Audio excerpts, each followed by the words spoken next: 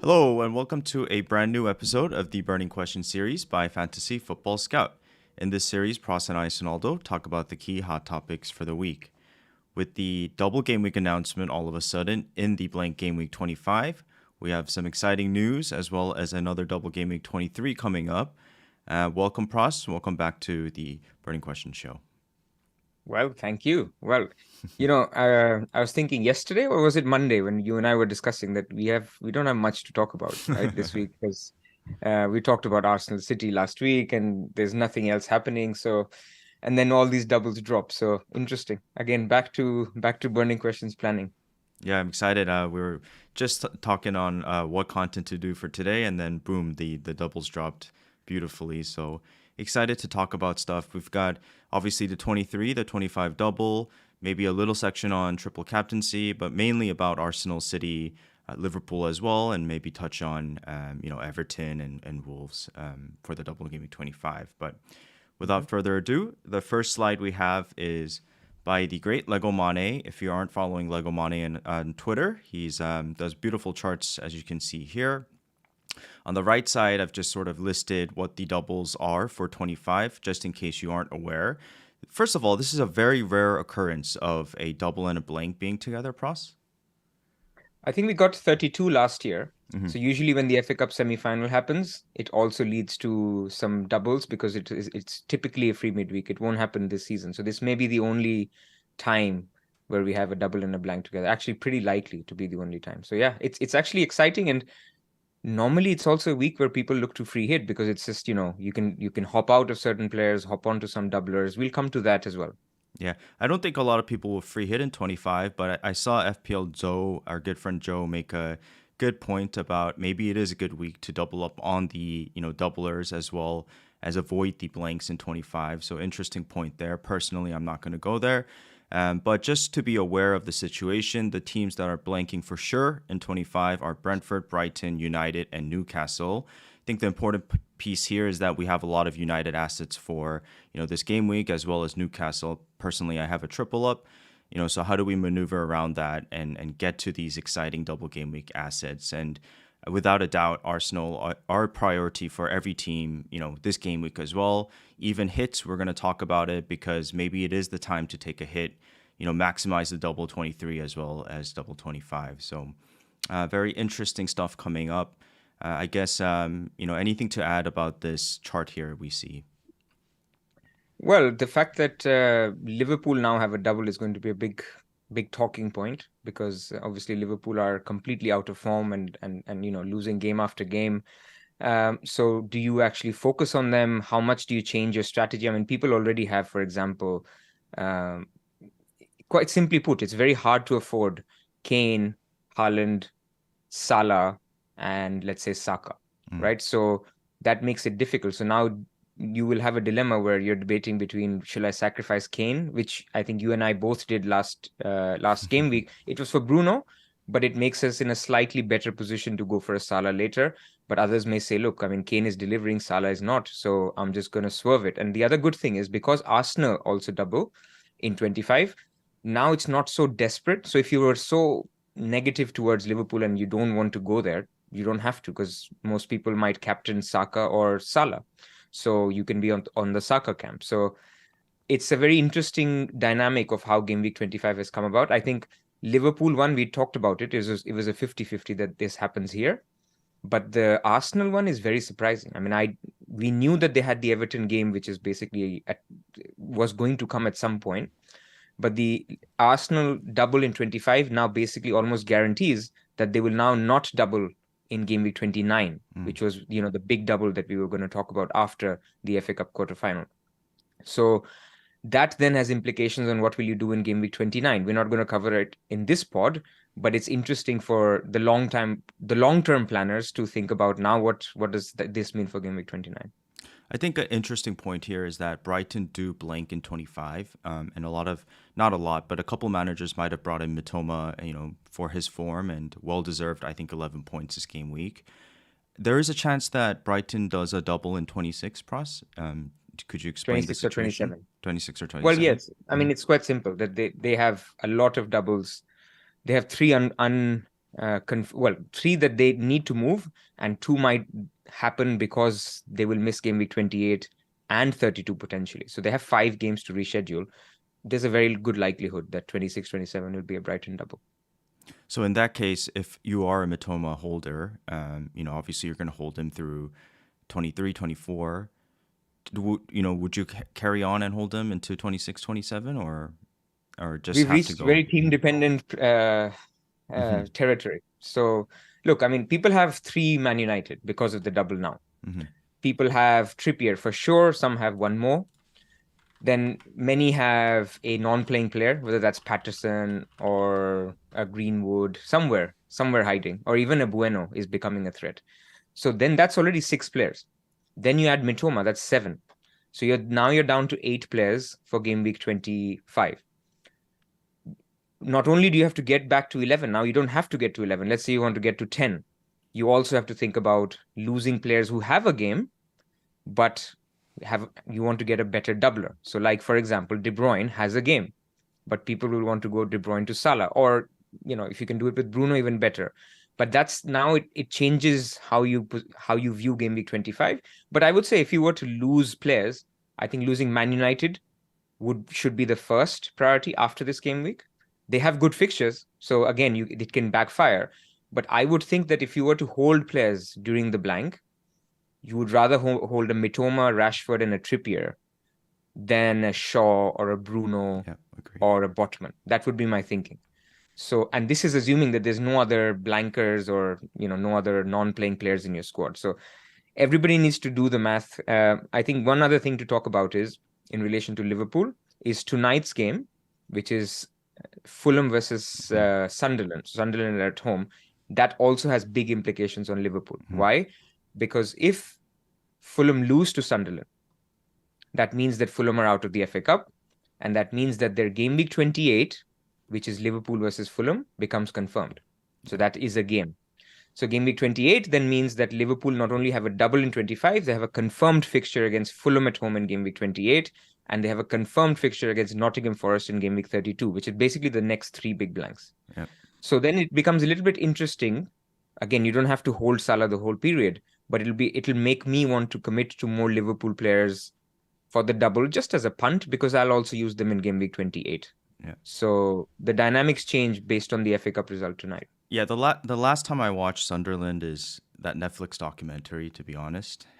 But apparently, Well, I've been reading somewhere they have some young talent, some decent, a decent squad. Correct me if I'm wrong, but we're sort of rooting for Sunderland. I would like to have Liverpool play in 28 because I'm kind of not that down on their assets. I still believe in Liverpool even though they're playing really bad right now, and I think it'll also make the landscape more interesting because you'll see people having to hold on to Salah or make the decision to get off these Liverpool assets and this and that. So interested to see what happens tonight. chaos is always great. Chaos is great. So yeah, Exactly. I agree Yeah. with you. Mm-hmm. Now, having said that, just completing my thought on the FA Cup, even if Fulham win tonight, it could still happen that they could lose to Leeds, for example. Mm-hmm. Mm-hmm. But that we won't know going into game week 25 because the FA Cup 5th round is after the deadline of game week 25. So between game week 25 and 26. So then you will be a little bit cautious. In fact, it's a good time to go to my tweet, if I don't know if you have it, the screenshot, to just explain in terms of game week 25, what does it mean in terms of teams to target? So the first thing, you have it up? Yep. Yep. Yeah. So the first thing that was a thought was in terms of Wolves, right? Wolves have good fixtures now. They have a double in game week 25. However, you don't want to overcommit because it's possible that they have a blank in game week 28. And the blank could be if Leeds beat Sunderland or Leeds beat Fulham. So if they beat them, then they will have a blank because Wolves versus Leeds will be a blank. So in summary, you don't want to overcommit on Wolves. Wolves is not a great team to overcommit on anyway. So if you were to go buying defenders, Everton is a better buy because Everton have a double in game week 25. They have good fixtures between 25 and 28, and they have a confirmed fixture in game week 28. So that makes a bigger sort of, if you wanted to solve for 28 as well, you would solve for by going for a Tarkowski. And you saw Sean Dyche's performance against Arsenal, a masterclass. I mean, sometimes it is, they come back down to earth in the next game, so we don't want to over-invest, but I think Tarkowski can be one player, or for people like me who've got Patterson and are praying every single morning for his recovery. Um, these are players that you could look at as just enablers who could get you the game when you need it. Yeah, it's wild what a new coach does. Not only the new manager bounce, but obviously a very defensive minded coach that's excellent defensively as well. The Patterson thing's very interesting because I think the Wolves game got announced first yesterday, and as a Bueno owner, I was sort of smirking at the fact that we got a double, even though he might get maybe less than 90 minutes, or hopefully he gets one start. I know he didn't start the previous game, but the Everton, double was announced right after, and so it's looking good for Patterson owners. As soon as he does come back, maybe he gets into the team, maybe he doesn't. I know Daesh doesn't like to rotate, so we'll see what happens there. But if he does play, you've got a player in place for 25 as well as 28. So Yeah. um, So yeah. Andy's in the chat. He's saying Everton plays better by in 24 and Wolves in 23. Absolutely. Wolves have Mm. a better fixture in 23. But my problem is in 23, you want to be playing your City, Arsenal, Trippier, or even Shaw. So you don't need those players in 23. You actually start needing them in 24 and more importantly, 25 and beyond. Hmm. So that's the thing. And why I say don't overcommit is because after 25, pretty much everyone will want to get back on a second Newcastle defender because Newcastle again have a game in 28. They could blank in 32, but they're good defense. We've been talking about Newcastle defense for a while. So why can't, just because of 25 we're now suddenly forgetting about Newcastle defenders? I think after 25 that will be the defense to get. So we've moved from a place where 2 weeks ago there were no defenders. We were struggling to get a defender replacement for Cancelo, for example, to now a position where people could have lots of options. So you need to think about who are the defenders that you want to have in your five. One will be Trippier for sure, but after that, it's pretty open. You could go for a zero Arsenal defender in a triple attack. You could go for a second Newcastle defender later. You could go for Everton. You could go for a Man City defender if you wanted to go there. You could go for Trent ahead of the double. So options galore suddenly in defense. Yeah, Newcastle do play City in 26 though, so it would be probably after that. You could get into fine, maybe Mhm. fine from 27. But the fact of the matter is they have a game in 28 and they're a long-term hold. So that was the point. So then Liverpool, I've already talked about. So you need to watch for tonight's game. Mhm. And then I think if Fulham, as expected, there's like a 75% chance that Fulham win tonight.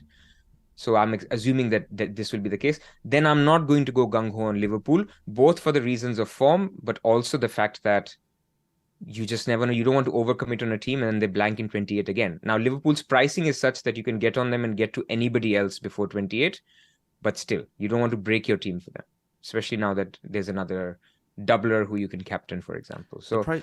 that's, yeah. You make a good point on the price point because Darwin is actually much more attainable than people might think. I think he's 8.7 now, and we have a lot of money in the bank, or we can create a lot of money in the bank easily. So I can get to him from Mitrovic, and I can get to Salah from KDB as well. So I think they're all gettable players, as well as Trent and Robbo as well. So very interested to see where we end up with Liverpool assets. So Liverpool will be, yeah, I think Darwin will be tricky Hmm. because a lot can get to him either through a Kane downgrade or even a Mitrovic upgrade. But for two reasons, I don't like it. Number one, people like Mitrovic and Kane, they have a game in 25. So you're getting one extra game from Darwin. Mitrovic's game is home to Wolves. I mean, why would you sell him? So Kane plays Chelsea, but again, long-term hold. Why would you do that? Hmm. So, and the second problem is that it's in the news that both Firmino and Jota are back in training. So who is the one who will sort of lose most minutes out of those two coming back? It'll be Darwin Núñez and Gakpo. Who will be the one who benefits the most out of Firmino, Jota coming back? Possibly Salah. So therefore, I'm feeling happier that I can get to a Salah route better. And at the moment, absent any other information, I would think that the second best pick would be Trent, even though their defense is, it's so how seasons change. I feel embarrassed to say that Trent is a good pick because of how they've been performing. But it's a double game week against two decent teams.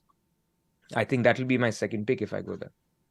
No, the first thing I was doing was tinkering with Trent and seeing ways to get him into my team, and It just you look at his last 3 game weeks, he's had 2 points. So it's not the most reassuring thing, but you know, it's the same thing with City this week, right? A lot of people are afraid to bring in KDB. Maybe you have good reason not to bring in KDB, right? It could be a team structure thing, dependency type of thing. But how can you not take a chance in FPL for a City player, even though their rotation risk, even though they can get pepped when they have a double game week, and the same goes for Liverpool. I mean, 2 games for Trent, I think it's a chance that's worth taking. But obviously, we don't have to triple up on them, as you mentioned, Pras. So we'll see where we Yeah, get there. Yeah. Jota, exactly. I think mhm, go ahead. no, I was going to say on Liverpool at the moment, there's nothing to do, right? I mean, they play Newcastle before. Nobody is hopping on them immediately this week. This is more as you think about Game Week 25 and as you approach your team, you need to think about what is my 11 that I want to aspire to get by 25. So Yeah. therefore, when people think about moves like, can I do Martinelli to Odegaard or White to Gabriel, they need to roll forward and think, how will I then get to a Salah if I want to get there? Mhm. Will I have money in the bank? Can I then maybe afford a Trent if he becomes an option by 25? That's why we're discussing it now. I think Liverpool options, you sit back, relax, watch them another 2 game weeks, and then you see just before the double where you want to go. Yeah, agree. Arsenal, let's talk about once we get there in a bit. Arsenal, let's talk about, yeah. I mean, there's some tables as well, but let's go to ownership once Yeah, in yeah. terms of the players for 25. Okay.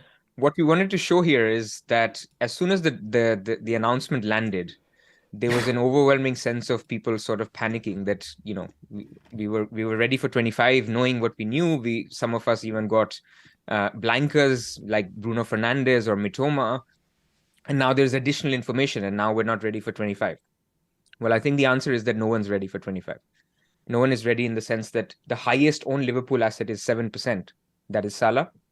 The highest owned Everton asset is Patterson, who's not even an asset. So nobody has these players. You just need to determine your path. And I think at the moment, what this does is because the Arsenal double has landed, it has prioritized transfers very well. Mm. So the number one transfer priority is Arsenal, double, good game, double, and then no blank. So unquestionably the best team to target. Then you can look at Man City because Man City have a double immediately. But then you have to keep in mind that even though they play in 25, their fixtures in the middle are great, but it's sandwiching the RB Leipzig Champions League game. Mm. So that makes our City very difficult. So we'll come to discussing about City. But in terms of ownership, you're not really losing much in terms of your Liverpool and other assets that are doubling. So where do you want to go? Should we talk about Arsenal? Should we talk about City? I just want to make two things here before we go. This is the top 100K ownership, by the way. This is. And I just want to give out a couple stats in terms of rank, just for people who feel they're far away from, let's say, I don't know, top 100K, right? In the top 100K, triple captain's been used 65%, bench boost 22%, free hit 41%, and wildcard 2 has been used 15%. So a lot of chips have been already played, and I'm sure a lot of us are holding on to our other chips. 46 points difference from top 10K to 100K, and 65-point difference from 100K to 500K. So there's enough time to move up the ranks and make up ground, and just know that this is where the players like us, like people who might be watching this, or whoever's on Twitter that's really into FPL can move up the ranks. So I wouldn't be so down on the numbers right now. I know it's easy to say when you're playing well, but keep chipping along. And also the second point I want to make is that Az has sort of moved on, and I want to do this midpoint, but he is still part of FF Scout family, and will be joining us for videos here and there. But as if you're watching, if you're not watching, shout out to you. And I just want to thank you for all the help you've given me as well. So guys, if you can give Az some love. He is moving on to a cool marketing job, I guess, in the real world. So shout out Az. Any words for Az, Pras? Oh yeah, I mean we actually went to his leaving drinks or dinner on Monday. So Okay. there were a bunch of us there: Chris, Sam, Harry, Jeff, and obviously as he's a very good darts player. I didn't know that. And yeah, it was a great evening. And yeah, big thanks to him. A lot of the video content that he does for Scout, and he's been, when I started watching Scoutcast, he was one of the three who sort of pioneered or did a lot of great stuff. So, and yeah, he's helped you and me a lot. So, Yeah. um, we will miss him. So, but he's not going very far. He'll still be where he is, and he'll still be doing black box and stuff. So, Yeah.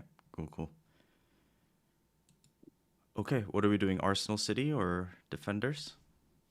wherever Andy is in the chat, have we got past Salah's essential? We've already said Salah's absolutely essential, 100%. The only problem is that Saka has a double as well now, so we will be in the minority who will captain Salah, or we may captain Salah. Shout out Andy. I did see that he still owns Salah somehow.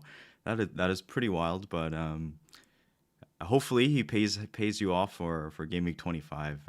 But the ownership was what, 6% for Under 7%. Salah.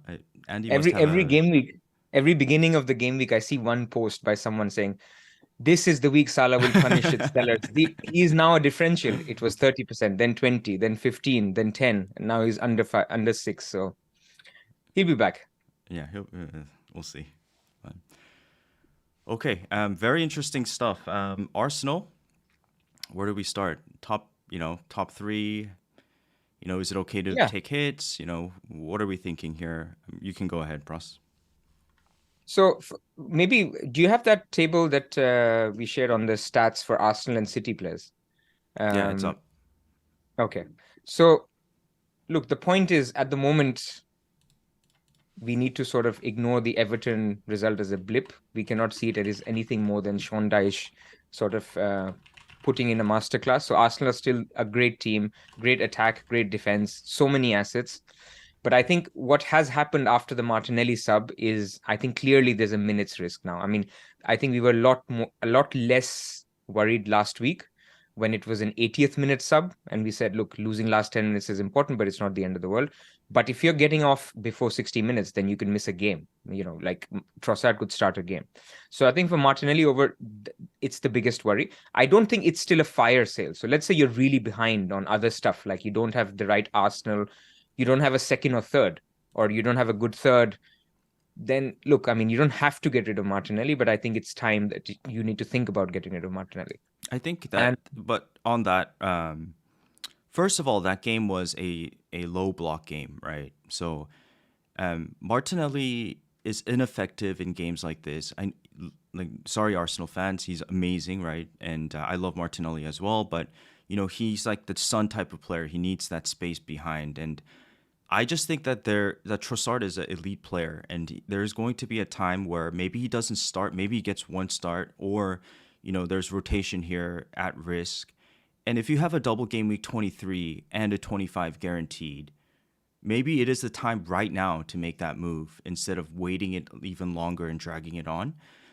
So I don't know. I'm sort of more in the camp that if you want to hold Martinelli, that's fine. I understand that. But if you think that you want to get to your top three Arsenal assets, and that might be Odegaard and Saka over Martinelli, I think this is the week to make the move, even for a -4 hit, personally.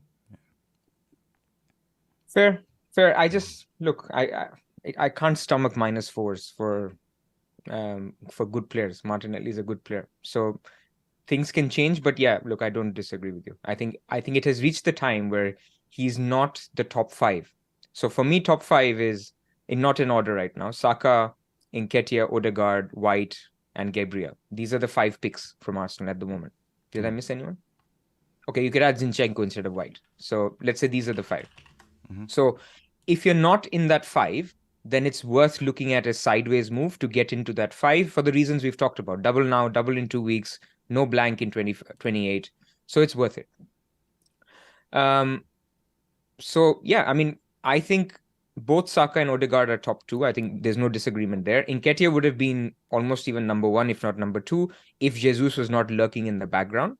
So as people who've already got Nketiah, I'm actually very happy that the double has come, because clearly you want to get like 5 games out of Nketiah quickly. And then if he becomes a risk and Jesus comes back in 26, 27, fair enough. I mean, he can Yeah. then go. I really like Nketiah. I'm happy that we brought him in last week. I think he's played 90 minutes every single game since the restart, and if it's like a psychological thing, right? If you think about Nketiah, making his entrance towards the end of last season, and then Jesus comes this summer and he can't get any game time. Jesus is injured. Arteta's kind of like, I've been holding you back. Go and unleash your skills or unleash your talent, right? So I think he's a very good hold right now. I also still think he's a very good buy. I mean, his XG numbers compared to the midfielders are way above. Insane. Insane, exactly. And alongside Haaland and 2 double game weeks coming along, regardless of Jesus, like you should get to who you want, and he's the standout pick for me over Saka and Odegaard even, because I get it. They're midfielders. They might get more points, clean sheet point here and there, but I want the goals, and the guy who's going to get the most goals, I still think is going to be Nketiah. So I don't know if you don't have him, I would, for example, if you're trying to move off a Martial, for example, right? I think Nketiah would be the perfect move for you. So I'm very high up on Nketiah for the next 3 Look, game I think weeks. on expected points, I would put him on the top, if not second, for this double and for the next double, assuming Jesus is not back. But then the decision for people getting him in now is that you want him until 28. And I think the likelihood that he becomes a problem before 28 is now looking fairly, I mean, I would say 50-50. Jesus could very well come back before game week 28. So then people are thinking, fine, I'll give up 2-3 points to Odegaard, but then it'll save me a transfer later. So I can get it. I personally, I think if I was to look at minutes from now until game week 28, I would still say Saka number 1, Odegaard number 2. I'm not talking defenders yet. And then it'll be others, right? So Nketiah, for that reason, won't be in my top 2. And for that reason, it'll be Saka and Odegaard. I mean, look at the stats. Odegaard's stats are good. I mean, 0.5 XGI per 90 is very good since the restart. But for me, still, Saka wins because of penalties. Saka wins because of the eye test, even though on stats he's slightly lower, but on a per 90 basis, 0.03 is almost, it's negligible. So go for the guy who's on penalties. I mean, if you're getting 5 games in the next 3 game weeks, that is basically 5 out of 40. That's, 12% of your season. So 12.5% of your season. So what you're saying is you need to have the penalty taker definitely over that period, just for that extra benefit that can get you. So I think that makes a difference. But again, Zoff is in the chat and he makes a point that captaincy in game week 25 affect your Arsenal picks. I think it's a two-way street. It affects your Liverpool picks and it affects your Arsenal picks. So let's say you had no route to Saka, but you have a route to Salah. Maybe then you don't have to be so desperate for a Saka, because you can captain Haaland this week and Salah that week. But it works vice versa. You don't have to get Salah if you go for a Saka, because you can captain Saka that week. On the point that Zoff makes about captaincy in 25, let's quickly touch on triple captaincy. Obviously, triple captaincy in 23 was the play if you didn't do it in 20 and 22. But now there's options for 25. And the turnaround, I think, is Sunday, Wednesday for City, with a lot of traveling to do. So has your mind shifted here a little bit? I think for me personally, it's tough, right? I think it's hard to not triple captain Haaland, especially if you've been waiting this long. But that Arsenal double in 25 is very enticing, to say the least. Problem is the Arsenal share points a lot. You don't know in that double who is the one who hauls. Is it Odegaard? Is it Martinelli in the minutes he plays? Is it Nketiah or is it Saka? So we're having a discussion over Saka being the best, but it's best by a little bit. It's not best like Haaland is better than KDB or Rashford is better than anybody else at Man United. So you can go for a Saka, but I feel the points that because they're spread out, I would still definitely think that Haaland is the better call. And then Salah is, look, I mean, again, it's an embarrassing discussion at this point.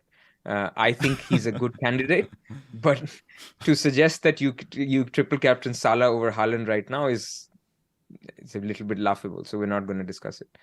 Yeah. But I think it's worth playing it next week. If Haaland is fit, you just go for it. Goes back to, again, Hmm. When we were discussing Rashford last week, it goes back to you don't know what you don't know. You lead up to the double, and Arsenal have lost three in a row. Liverpool continue to look sluggish, and then you're like, okay, do I use my triple captain or not? Mm. So heading into it, if you feel it, just go for it, and there's no better option than Haaland for me anyway. Yeah, that's a very good point you make about the points being spread because Odegaard actually is very similar in terms of goals and assists combined with Saka this season. And you look back 2-3 seasons ago, or even last season, at short, for City, for example, they had Foden scoring, Gundogan scoring, Silva scoring, all these different types of players scoring, and the goals were spread out. This year is obviously different with Holland, but similar effect for Arsenal as well, where Odegaard's taking part, Martinelli beginning of the season, Saka here and there. So yeah, I guess the more confident pick would be 23 TC for Holland. Yeah, yeah. So let's go to a few burning questions for Arsenal, and then a few burning questions for City, and then I also want to spend time on free hit 25 because I see discussion in the chat. Kamzi is talking about it. I want to. I don't think we covered it in enough depth on why a free hit could make sense, pros and cons. So let's do that after. So first, let's go to burning questions for Arsenal. A lot of people are thinking about Martinelli. We talked about that, so I think we've landed on maybe Martinelli, even for a hit, could make sense because you're setting up till game week 28. Tell me about White, because you and I both have White, and if there's a defenders chart you can put up. Yeah.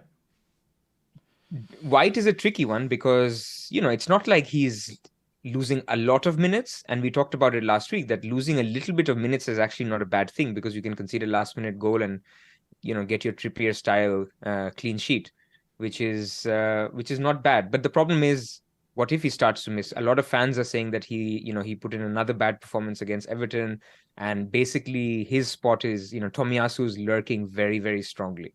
Yeah. So you don't want to be in a position where heading into a game week, double game week, you don't have a third player from the league leaders. So what's your thoughts? Yeah. So White, since game week 17, had 145-minute appearance due to a yellow card against United. He had a 58-minute, 59-minute, should have been 60-minute appearance. He's had, I think, a 85-minute, and then I can't remember the rest, but there was only like 2 or 3 90-minute, games. And Tomiyasu is obviously capable of starting in that team. Arteta hasn't really rotated this year, so I don't think he loses his place that easily. Maybe he gets the occasional one benching or so, but that one benching probably means he comes into the game. So his minutes are a big risk. And when you have all these great Arsenal options, I mean, already 3 or 4 off the top of my head, 3 attacking, players plus Gabriel. What are you doing here, right? Like, you have 2 double game weeks coming up. If you're going to make them switch now, you make the switch, or you just, it's sort of a luxury move. I get it, but it doesn't fill me with confidence to keep White. I know I can make the argument the other way as well, but personally, I'm looking at Zinchenko. I'm looking at Gabriel. I really think that Gabriel is a very sensible -4 move to do. You're getting 90 minutes every single game. And the Zinchenko one just excites me, right? Just super up high up the pitch, inverted wing back. His minutes aren't assured either, right? But still, it's better than White. He's still definitely going to get over 60 minutes as long as he stays fit. So it's exciting, right? Or you move off Arsenal defense and you go with 3 attack, with Odegaard, Saka, and Nketiah, for example. But I'm sort of towards the boat that if I have the luxury or the ability to take a -4 to get off White, I'm for it. But yeah, how about yourself? But -4 is then not a luxury. I mean, you can always take a -4 and do a transfer as Mm-hmm. long as you have the money. I mean, if you're on -4, that luxury is another -4 for a -8. So it's always just 4 points. Yeah, sorry. And You know what I mean. It's just yeah, but mhm. I mean, first let's talk about defenders, right? I mean, who do we have? We said that a lot more defenders are now coming into consideration. So obviously we've got this chart here with Trippier, obviously monster numbers in XA, with a total XGI of 7.3. This is from the beginning of the season, and this is not per 90. This is total. So he's expected to have been involved in 7.3 goals or assists. He's in fact done better. I mean, he's got 5, so actually he's still underperforming. Trent is actually doing very poorly. So his XGI is very high, but his actual goals plus assist is only 2. So that's fairly low. But Trent's numbers are good. So we talked about Liverpool. We won't do that again. Then there's Perisic, Robertson. Share from Newcastle is doing very well. Then you have Gabriel. I mean, look at the guy's XG. His XG is 2.9 for the season. That means he should have scored almost 3 goals. He's already scored 2. He should have scored 3 goals. So that's basically, he's the highest of all defenders. So if you want a goal scoring defender, then Gabriel is your defender. This is why but a lot of... Sorry to cut you off, but I think his 2.92 XG is all from corner kicks and headers, right? That's fine. That's fine. It doesn't right? matter how it comes. It is a high amount of chances he's getting off. Obviously, his movement's probably great. Like he's getting in the box, blah blah blah, right? But these header goals are hard to really predict. Same with penalties. So I just don't feel like that's a legitimate the strongest argument for getting in Gabriel. I think the minutes thing is a much more convincing argument than his XG ability with his header, because I just think it's unpredictable. Those goals. Look, when it's Ake and the guy's nowhere in the XG chart and he scores an FA Cup goal, that's unpredictable because any defender can get a headed goal. Mm-hmm. But when somebody's already showing you based on underlying data that he's getting ahead, he's attacking the corners, then for me, Gabriel's scoring is not unexpected. He's been doing it season after season. Last season, he scored 5 goals. So, for me, Gabriel has attacking threat. It's not the attacking threat that we think of with Trent and Trippier. It's the other attacking threat that we think of with Craig Dawson or with John Terry. So I think there is, that's the point. And if you have the guy for a very long time, which includes 5 games in the next 3, and then until game week 28, that, he could justify it. Fair. So this was my point about Gabriel, that it is not so sideways. He's a very, very attacking from set pieces defender. He's more expensive, so you need to sort of think about can you afford the path that you want to get to by game week 28, 25? The other thing to talk about is White is actually not too bad in terms of attacking data, but all of it is coming from XA. So we've seen some of the overlapping runs from Saka, and then he crosses the ball. So he's actually doing okay this year in terms of attacking stats. It's all X minutes with White. So if you believe that he's not going to get the minutes, then do it. But don't do it because he's basically only getting you 6 points, because this is showing that he does have a small assist or in him over this period if he gets minutes, and he has got 2 assists already for the season. So this was the point of showing this slide. But I think one other point you made is very interesting, and that's something that I am debating, is just kill the White position. Turn White into Tarkowski or Trent or a City defender and get Odegaard and get triple attack, because the attack is so cheap and fairly nailed, especially for people like me who don't have Odegaard. Odegaard's ownership, you saw already in 100K, is 60%. Yeah. It's just going to get annoying if you own Saka, Nketiah, and Odegaard gets a 17-pointer. Yeah. It's going to be highly annoying. And I know these things are not really logic, but I'm just thinking that if I'm going to go for Arsenal, I just want to go for all the attackers that can get me points, and I want green arrows from every goal they score. Okay, so how would you get there, right? Because it's going to take hits to get there, probably. And if we all have 1 free transfer this game week, you're willing to take like a -8 this week, or you're trying to spread? -4. I can take a -4. Mm-hmm. And I can take White up to anyone. So it could be Trent. If for example, Fulham go out tonight, then I know my move. I already know my move. It's White to Trent and Bruno to Odegaard. But if Liverpool, if Fulham are still in the FA Cup, then I might debate getting a third City player, which could be Akanji or Ake. And then I could get Odegaard. So that's my thinking. We'll come to my team. But I'm thinking, do I need to go for Gabriel in the first place, or just kill that spot altogether? Fair. So that's Arsenal. What else are we missing? Double defense. Some people have Ramsdale or Gabriel and White. Wow, really? I think defense is good as well. I think Arsenal defense is good enough that you can rely on it. There's also counter argument that as you get closer to the end, I mean, we've seen that in the past with the Liverpool teams or Liverpool team that won the Premier League, or with the City teams, you tend to get more defensive the longer it goes on because you want to protect that lead. Points matter more than goals. So there is an argument to say that, Arsenal defenders could become useful, but in that case, yeah, you deal with it then. Fair. Any more Arsenal burning questions? No. So my top three would be Saka, Odegaard, and Gabriel. And it would be Nketiah as number 3 for the short term, and Gabriel number 3 for the long term. So it depends on your holding horizon. Yeah. Is that fair? For your picks? Yeah. Yeah, That's my fair. my ideal 3. What would yours be? Yeah, I think Nketiah, Saka, and one of Odegaard or Gabriel. Okay. I think Saka is just a better pick than Odegaard. Odegaard could outscore him, but just having Saka in your team is very reassuring because he can also score from sort of like maybe not worldies but outside the box type of things. And last week I made the point that one of the things that I like about Odegaard is in games like this against Everton where Martinelli will struggle because he doesn't have the space. Odegaard can sort of play the creator role. But I think Saka can do the same as well. I think he's just as involved in games with low blocks. So I I agree. prefer Saka over Odegaard personally.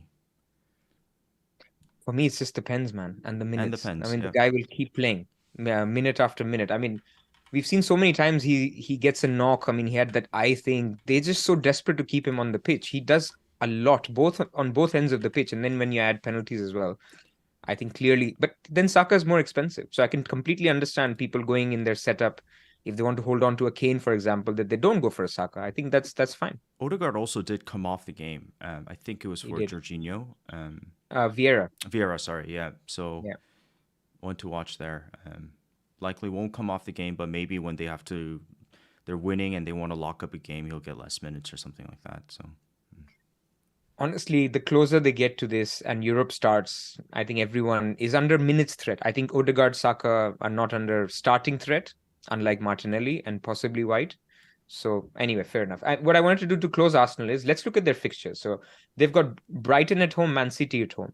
So we agree that the Man City game is better for defenders, right? Because I'm expecting a cagey game, or is that actually, it's very hard to call the Man City game. It could be 2-2 or it could be 0-0. But the way Man City are playing, I don't know why I feel that it's a 1-0, 1-1 kind of game. It's not going to be a lot of goals. Both teams are going to be suspect. But Brentford at home, good game for attackers and defenders. Game week 24, I think is a better game for attackers. It's Aston Villa away. Because Villa they do have a goal in them, but look how they were against Leicester. I'd be more optimistic as a owner of triple attack than double defense, for example. Then they play Leicester away. That is definitely a game better for attackers than for defenders. Leicester again attacking but leaky. Then you have the Everton at home. I mean, that maybe you can argue better for defenders given how Sean Dyche will set up. But then it's at home, so you'd expect Arsenal to attack. Bournemouth at home, much better for attackers. Fulham away, much better for attackers. Crystal Palace at home, I think good for both. So what I wanted to do is basically, I think all these games, apart from Man City at home, is good for attackers. But there's a few that are not great for defenders, like Fulham away, like Leicester away, Aston Villa away. So therefore, I mean, I'm just sort of getting convinced to go triple attack. I like how you're talking yourself into it right now. So yeah. So anyway, let's go Yep. to Man City. Man City, of course, everyone has Haaland. So there's two talking points here mainly. There's a talking point on the second Man City. Second Man City, because a lot of people went for the hokey cokey De Bruyne to Bruno, Mm-hmm. and now are debating, is it even worth getting De Bruyne back? And then the second talking point is, who's the third Man City? Or do you even go for a third if you don't have one already? Do you bother with a defender when we don't know if Ake is nailed or Akanji is nailed, if Laporte comes back, Diaz comes back? Or is Mahrez? I mean, he had a sub 60-minute substitution, and apparently there was some comments on Twitter by some journalists that Pep was not happy with Mahrez at halftime. So, could he be the guy who gets the cold shoulder, and this guy, Bernardo Silva, plays on the right. So these are my two questions. What do you think? I mean, people who went off De Bruyne, do they go back? Um, it's hard, right? I think it's hard to. I think if you just right now look at Bruno versus KDB, you'd be insane to say KDB is the better asset. Um, No. but De no, Bruyne is just good. Bruno's playing well, right? Bruno's playing well, Yeah. and He had one. Bruno got one penalty. No other XG created in the whole game. yeah, So but it's Bruno is good, that's but he's not. not De Well, Bruyne. I wait for my point, right? Mm. Because KDB did come on for 30 minutes, and he was the only one that was trying to create stuff, and he didn't look like KDB in his prime, but looked decent. But again, I go back to the point where I made earlier. If you're sort of committed to this hokey cokey,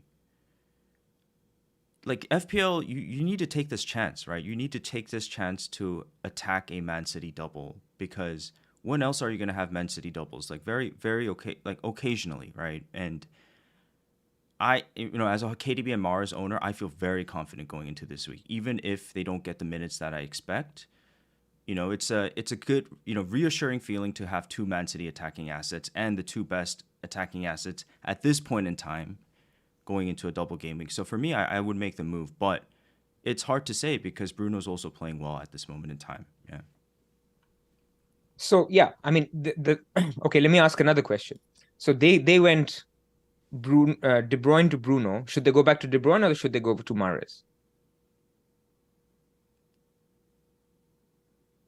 I think Basically, KDB. keep I powdered think dry. KDB because I think KDB's minutes are a little more reassuring. I know he didn't start I think two of the last three games, but part of it was according to Luke some tactical, three at the back type of thing, but It was both Spurs games, both five, exactly both both Spurs three at the back. games. Yeah. And So he's just there is an inclination that I hope Morris gets both games, but there's a very good chance that he gets benched for one, maybe even two. So the Morris coming no, off not two. early, not two, but I think Morris Mahrez coming gets off one. early was scary, and the game before, um, sorry, they play Aston Villa, right? So Aston Villa is obviously not an easy fixture. I think Emery does a good job of, sort of catering and tactically making his team, play well against the stronger teams, but there's a very short turnaround. So you feel like they're not going to, go out with their best starting 11 and sort of try to manage minutes before the big Arsenal game. So it's tough to say, but I feel like KDB is the better choice than Mars because of minutes. I totally agree. I think there's no need to panic on KDB. He's going to play both games, in my view. What happens after that is a question mark, because again, when they play Forest, I believe he missed the last Forest game as well because they played five at the back. Hmm. So those are the only three games De Bruyne has missed, which is basically the teams that played five at that. But that is in the middle of the Champions League. Anything is possible there. Even Haaland could miss a game. In fact, I think it's very possible that Haaland misses a game. So I think the worry with City is exactly this: that you overcommit on three, and then they become worries for you. There's also game weeks in between, and then in the pivotal game week 25, when you actually need your player, Mahrez is then benched and not seen in game week 25 against Yeah, Bournemouth, and yeah. you're left with fielding nine players. I get it. So I this is get it. my Yeah, problem with City. yeah, So I'm almost debating. This is why I said City defender could be an option, but I'm also thinking maybe I don't go there at all, and I look for another defender. So it's a question mark at the moment, and I think I'm not too hot on anybody outside of City, not just for this week, beyond as well. So I'm happy to own De Bruyne this week, but I think after this, I'm happy that Salah has a double that I can get off De Bruyne soon, back yeah, to Salah, and then I can spend the Salah money. If he is blanking in 28, then suddenly everything is open. I can go back to Kane, back to our discussion on, why are we selling Kane? There's always options to go back. So I'm happy to get off Man City after this double.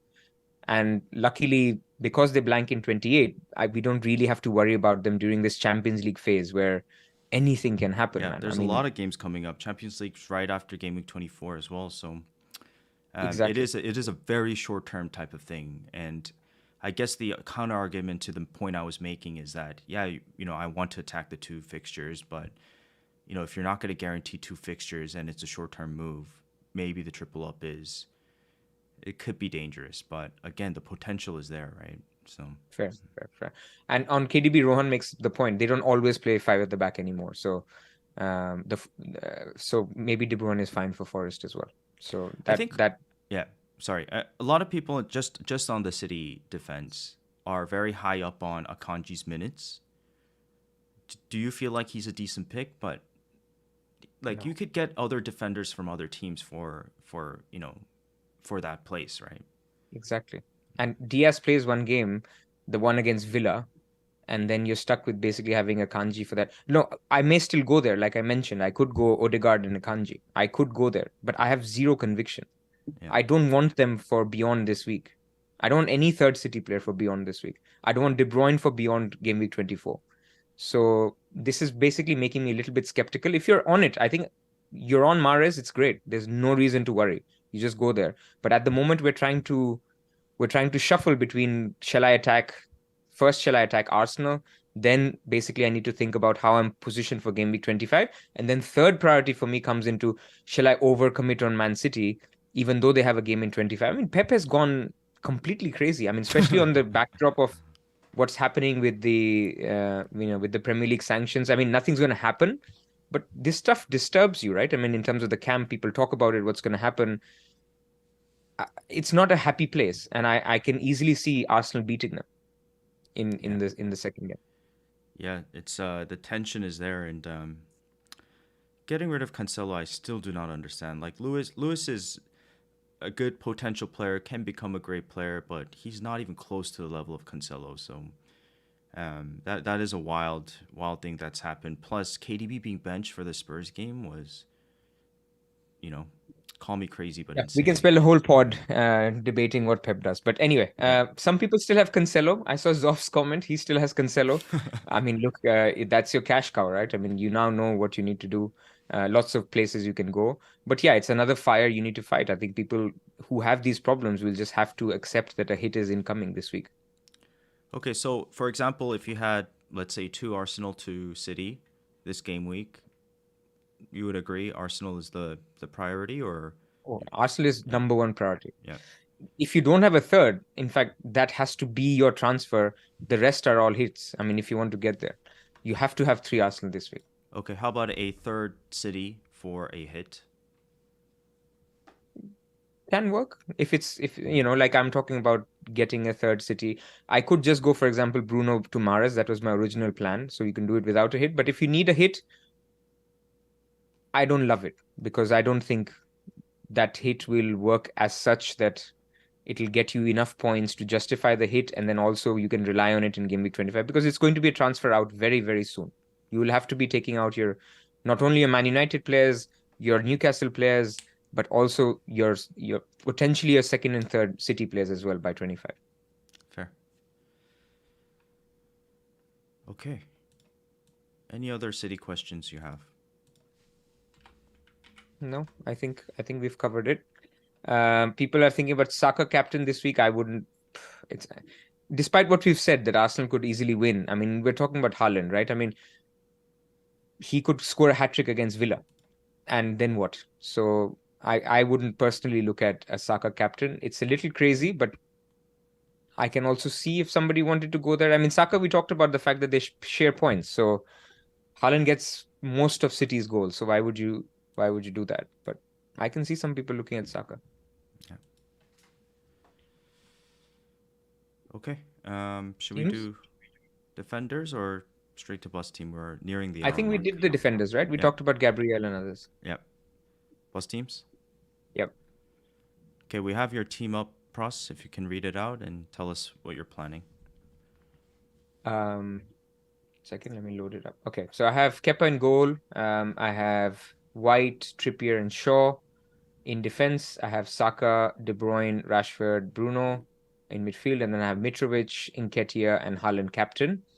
As it is, I've even debated just leaving it and not doing anything because I have three Arsenal, I have two City, The Man United guys play Leeds. So there is a world in which if Man United, absolutely steamroll Leeds tonight, and Leeds look really, they've lost Jesse Marsh, so it's possible any Leeds could turn up tonight. So it would influence what I'm thinking about for the next game week. The Fulham game against Sunderland will influence what I think about the next game week. My original planned move was Bruno to Mahrez, but if Leeds completely look like they're only low blocking, then I want a second attacker against Leeds on Saturday. So I may keep Bruno and just do White to Gabriel as my only move. Or I could think about Shaw to Akanji if I wanted as my one move, or I could think about Bruno to Mahrez, or a hit involving move like I talked about, which is going White to Akanji and Bruno to Odegaard. Or I could do something opposite, which is Bruno to Mahrez and White to Gabriel. Everything is around White, Shaw, and Fernandes. These are the three guys, and I could make 0 to 2 transfers between them. That's where I'm. All up in the air. Nice. Yeah. Any news on Patterson, by the way? Is he coming back soon? Nothing. No, no. I mean, with Patterson, I mean, with all due respect, it's not the biggest name to follow for journalists. So with him, it's just going to be, you're going to see training pictures and you say, oh, that's Patterson. So whenever that happens, then we'll know that he's back. But, it's not like actively people are asking Daesh every week when is Patterson back? It's not like a Jesus, right? So we'll just see him training. And if we don't see him, that means he's not there. Yeah. Let me see your team. Anything interesting? Andreas over Mitrovic at all? No chance? Oh, no, of course not. Yeah. On penalties, even though he's bad at penalties, he's Nottingham Forest at home. This is the week where keeping Mitrovic, I hope, is going to count because he plays Forest at home and then Wolves at home in 25. I definitely intend to keep him for both of them. And one question in the chat from Zoff is Akanji over Ake. I don't think I've made up my mind yet on Akanji over Ake. This is all based on Luke saying that Laporte could come in for Ake in some of the easier games. So basically, there's a little bit of a fear that Laporte comes in against Villa and then Ake plays against Arsenal. So yeah. Okay. And Kamzi's Mitrovic to Alvarez. Well, if it's said in the news that Alvarez is starting, I'll be happy to start him against Villa and go for that Alvarez spot. Yeah, but they're playing I think on Sunday, so you probably as in if Pep says. But no, I won't go there. Yeah. Obviously kidding. Okay. Okay. Team's very similar. I've got Kepa in goal, Trippier, Shaw, and White. Midfield, KDB, Mahrez, Bruno, Rashford. Up top, Holland, Nketiah, and Mitrovic. On the bench, I've got Botman, Andreas, and Bueno. Botman is starting to become a problem for future Game Week 25. I think the move for me is to get that third Arsenal spot. So that would probably just mean Fernandes to Saka and try to keep it simple. But I am very interested in the White to Zinchenko or White to Gabriel move for a -4 as well this game week. And if I do it, it should be this game week. But as we were talking today, the idea of having Odegaard, Saka, and Nketiah is also very enticing. So I haven't really thought through that move, but if there is a move to do that at -4, which seems unlikely, I might consider that as well. Sorry, which one is the -4? It would be just White to Gabriel or White to Zinchenko. But I think to get to Saka, Odegaard, and Nketiah would be a -8 because I only have 2 Arsenal right now. And I've gotten away with 2 Arsenal, basically. Been very lucky with it. I mean, you haven't had Martinelli, so you don't have a fire to put out. So in a way, it's okay. I mean, you could have had Martinelli and no points as your third Arsenal. So let's say Bruno scores a brace tonight and Leeds look completely off. What are you going to do then? Still sell him? I mean, yeah, there's no other option. I mean, you could go Mahrez to Saka. No chance. Then we'd have the same team. No chance. Definitely not. I definitely want Mahrez for the double. He's already in place, I get it. I'm just trying to sort of think. Okay. It's a good setup. I feel like I'm in a good place. It's just I don't want to overthink it, No, absolutely. I think it's fine. You're decently covered for 25 as well. I mean, I have Mings, you have Botman. This is similar, right? I mean, both Bueno and Patterson are Yeah. semi-useless right now. Veron By and the way, on Nico. Bueno, Uh-huh. I didn't say one thing. Uh-huh. On Bueno, people got worried this week because Ait Nouri played. Yeah. But I was reading on Scout, Neil wrote an article where apparently Ait Nouri is like a specialist for Salah. So he played because they were playing Liverpool. So it doesn't mean that he's lost his place to Ait Nouri. It is because he always prefers to start Ait Nouri against Salah. So what this means is for double game 25, maybe the Liverpool game is the one where Ait Nouri starts and you Bueno owners could get the other game, which is also Fulham, but still. So there is hope for people who have Bueno. Very interesting. Yeah, that's music to my ears. But okay, let's do some questions, Pras. I think we've got a lot of All right, questions. Yeah. go on then. Is Rico Lewis discussion complete from Zike? Rico will play one game out of two probably. You can't rely on him on game week 25, and you will have to deal with him for the blank in game week 28. So I don't like it at all. Like unless you're so desperate to get a Saka that it's the only way that you can afford it, then fine. You say that's what I have to do. But as a pick by choice, I don't see at all the upside. Yeah. Okay. Start Burn or Shaw. Newcastle's playing Bournemouth away. Shaw is playing Leeds away. Shaw for sure. With the attacking upside. I mean, Yeah. against Palace, Shaw was so attacking. I mean, he got one assist, but he could have he had good numbers. Who would you Trent replace? over Robertson. So for game week 25, for me, it's always Trent because of set pieces. His chance creation is much higher. So that I mean, I have another question on defend my TAA pick. I'm only saying I'll pick TAA if if tonight we know that Liverpool have a confirmed game in 28. We could if Fulham go out. Only then I would go for Trent. I realize that Liverpool are looking terrible, but what I'm trying to say is why I like Trent is because he's the most creative in the team, and there is upside in terms of him being nailed, which Nunes doesn't have if Jota and Diaz are back and Firmino are back. And so therefore, for me, he becomes the second best pick from Liverpool, and I don't mind jumping a little bit earlier if I know that they have a game in 28 as well. Nice. Mowers or Odegaard? Odegaard. Odegaard for sure. Rhys James return. Nice. Yeah. We should talk about this. It's nice to have Kepa in place. We've got that. He's playing in 25, 28. Rhys James maybe comes back into the fold. If there were no doubles in 25, I think I was really looking at getting James back in at some point for maybe even Shaw. But I think now we've talked about the fact that you will hold on to Trippier, you will hold on to maybe an Arsenal defender. So then, where is your priority essentially? Yeah. Would you go for that Liverpool defender? Would you go for another Newcastle defender? Would you have a City defender in place? It becomes a little bit tricky. I know some people like Abdul, I know, still holds James. I think it's a great place to Does be he? if he can make it past 60 minutes. But James is always a good pick, man. I mean, if Chelsea's time will come after game week 25, Chelsea, Newcastle will be the teams to target, and Brighton. No, Varane, I don't want to go Botman to Gabriel because I want a midfielder from Arsenal. Okay, anything else?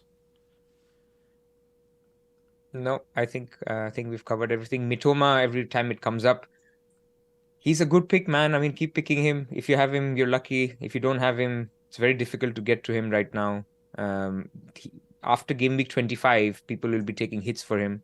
So I think you should keep him if you have him, even if it means playing one player less. Uh, he has scored 2 goals of 3 shots. I mean, I have to say, as a salty non-owner, he's taken 3 shots in the last 2 games and he scored 2 goals. But look, it is what it is. He's delivering. Okay, we've got one more. White to Gabriel or Marshall Tony to Darwin. I don't like either of them. Mm. Just as the one, I mean, surely there's other problems. I mean, Tony to Nketiah could be better unless you have. Yeah, I would just do Marshall Tony to Nketiah. problem solved. But maybe he already has 3 Arsenal. This That is is where true. team Yeah. specific doesn't really work. Yeah. Um, yeah. I think we Okay. can stop it. Yeah. I Yeah. wanted to say one other thing before we go. Okay. So there is you know that on Twitter we do this Game Week 39, which is a charity event where we go play a football match at the Vale Stadium in Birmingham. So this year it's going to be 3rd of June, and this time there'll be a men's game and a women's game. So I just wanted to give a shout out to the work that Ash and Benny are doing. The website is www.gw39northvsouth.co.uk. So, I mean, I encourage anybody based in the UK or wants to travel for it to come support the game, buy a ticket, and if you're not, then you can, contribute as a non-ticket donation as well. So all the proceeds, 100% go to Street Child United. So check out more details. But I wanted to give a shout out now um, that it's a fantastic thing. Last year, we raised over £4,000. It was a great day out. So I'd encourage people to get involved. Yeah, that is at FPL hints Ash. So shout out Ash, and um, I know I was watching from afar last year when you were taking part of it, Pras, and it looked really fun. And I was like kind of watching the live stream as well with Andy commentating. I do want to make for those who may not be aware, I do live in Seoul, South Korea, but I'm looking to get to the UK hopefully this year, and see you as well as everyone else. So maybe Game Week 39 would be a good time for me to travel up Ooh, there as well. So nice, nice. yeah, yeah, definitely. Okay, thank you guys for Excellent. joining. Really appreciate everyone. It was a big group today, which was kind of unexpected. But thank you, Zolf. Saying thank you to our friends and everyone else. Kamzi, good to see you. We will talk to you guys next week, and good luck for this game week. Bye.